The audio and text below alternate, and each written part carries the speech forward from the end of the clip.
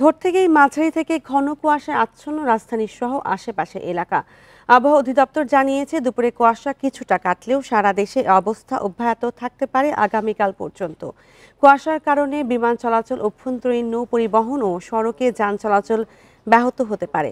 পূর্বাভাসে বলা হয়, অস্থায়ীভাবে আংশিক মেঘলা আকাশ সহ সারা দেশের আবহাওয়া শুষ্ক থাকতে পারে। শেষ রাত থেকে সকাল পর্যন্ত দেশের উত্তর পশ্চিমাঞ্চলের কোথাও কোথাও মাঝারি থেকে ঘন কুয়াশা পড়তে পারে। সেই সঙ্গে অনেক জায়গায় হালকা থেকে মাঝারি ধরনের কুয়াশা পড়তে পারে এবং তা কোথাও কোথাও দুপুর পর্যন্ত থাকতে পারে।